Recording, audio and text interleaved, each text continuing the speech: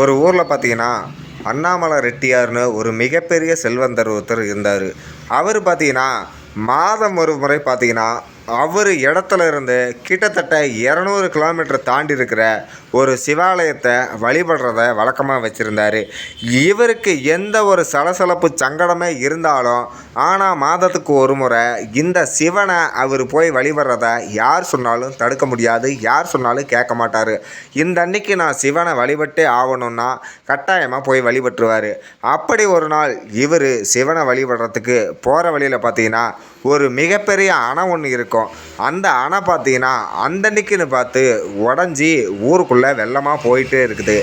அப்போ பார்த்தீங்கன்னா இவருக்கு தடங்கலான மாதிரி அந்த சிவனை வழிபடுறதுக்கு இவரும் என்னென்னமோ முயற்சி செஞ்சு பார்க்குறாங்க.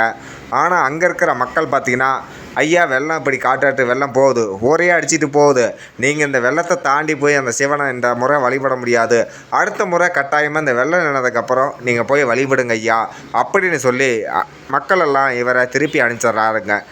அதுக்கப்புறம் பார்த்தீங்கன்னா இவர் சோர்ந்த மாதிரியே வீட்டுக்கும் வராரு. என்னடா இது, மாதத்துக்கு ஒரு முறை சிறு வயதிலிருந்தே நம்ம இந்த சிவனை வழிபட்டுட்டு வந்தோம், இந்த முறை பார்த்திங்கன்னா எத்தனையோ தடங்களை தாண்டி போயிருக்கிறோம், ஆனால் இந்த வெள்ளத்தை தாண்டி நம்மளால் போக முடியாதபடி ஆயிடுச்சு அப்படின்னு வருத்தத்தோடு இருந்த அவர் பார்த்திங்கன்னா இதுக்கு என்ன ஒரு தீர்வு, மீண்டும் இந்த மாதிரி நடந்துச்சுன்னா அந்த சிவனை நம்ம தொழுக முடியாமல் போயிடுமோ அப்படின்னு இவர் ஒரு யோசனை பண்ணார். ஏன் இவ்வளோ தூரம் போய் தாண்டி போய் சிவபெருமாளை நம்ம பார்க்கணும், நம்ம இருக்கிற இடத்துலையே ஒரு சிவபெருமாளுக்கு ஆலயம் கட்டிட்டா என்ன அப்படின்னு ஒரு யோசனையும் பண்ணுறாரு. அப்போ பார்த்திங்கன்னா அந்த ஊரில் இருந்து கிட்டத்தட்ட அந்த வெள்ளம் வந்த இடத்துல அடிச்சிட்டு போயிட்டு வீடு வாசல் இருந்த மக்கள் எல்லாமே இவங்களுடைய ஊருக்கு படையெடுக்க ஆரம்பிக்கிறாங்க. ஐயா எங்கள் ஊரில் வெள்ளம் வந்து எல்லாமே இருப்பிடம் எல்லாமே போயிடுச்சு, வாழ்வாதாரத்தையே இழந்துட்டோம், உங்கள் ஊரில் ஏதோ சின்ன சின்ன வேலை கொடுத்தீங்கன்னா நாங்கள் அப்படியே கால் வைத்து கஞ்சியை குடிச்சிட்டு காலத்தை கழிப்போம் அப்படின்னு வந்து ஊருக்காரங்கிட்ட முறையிடுறாங்க. அப்போ பார்த்தீங்கன்னா இந்த செல்வந்தரும், ஐயா உங்களுக்கு கட்டாயமாக இந்த பூமியில் இடம் இருக்குது, ஆனால் நீங்கள் செய்கிற மிகப்பெரிய ஒரு வேலை என்ன தெரியுங்களா, முதலாக நீங்கள் இந்த சிவபெருமாளோட ஆலயத்தை நான் இந்த பூமியில் கட்ட போகிறேன், நீங்கள் அதில் அனைவருமே ஒத்துமையாக வேலை செய்கிறீங்களா அப்படின்னு கேட்குறாங்க. ஆனால் அந்த மக்கள் எல்லாத்துக்குமே ஒரே மகிழ்ச்சியாக போச்சு. ஆகா நம்ம எல்லாத்தையும் இழந்துட்டு வந்தோம், அந்த சிவபெருமான் சன்னதியவே நம்மளை கட்ட சொல்கிறாங்களே அப்படின்னு எல்லாருமே முழு மனதோட சிவபெருமாளோட ஆலயத்தில் நாங்கள் வேலை செய்கிறோம் அப்படின்னு ஒத்துக்கிட்டாங்க.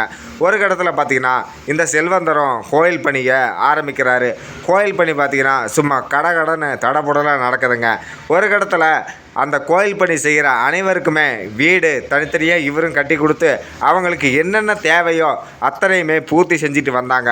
ஐயா நாங்கள் பஞ்சமலையத்துக்கு வந்தோம், ஆனால் நீங்கள் அந்த திருப்பணி எங்களுக்கு கொடுத்ததே பெரிய பாக்கியம், இருந்தாலும் பரவாயில்ல எங்களுக்கு ஒரு கூலிக்காரங்கன்னு நினைக்காம நீங்கள் எங்களுக்கு இந்த அளவுக்கு பண்ணி எங்களுடைய வாழ்வாதாரத்தையே மீட்டு கொடுத்துட்டீங்க ஐயா அப்படின்னு அந்த செல்வந்தரை எல்லா மக்களும் புகழ ஆரம்பிக்கிறாங்க. அம்மா இது நீங்கள் எனக்கு என்னை புகழ வேண்டாமா, இது எல்லாமே நீங்கள் இந்த மாதிரி வரணும், நான் உங்களுக்கு உதவணும்னு அந்த சிவபெருமாளோட ஆழமாக அது யாருமே தடுக்க முடியாது. இப்போ கூட நீங்கள் புகழ்கிறதா இருந்தால் அந்த சிவபெருமானை புகழுங்க. உங்களுக்கு பசி பட்டினின்னு வந்தபோது நீங்கள் வேறு ஏதோ ஒரு ஊருக்கு போய் பஞ்சம் பொழைச்சிருக்கலாம், ஆனால் எங்கள் மண்ணை தேடி வந்தது அது என்னோட பாக்கியம் இல்லை, அந்த சிவனுடைய கட்டளை.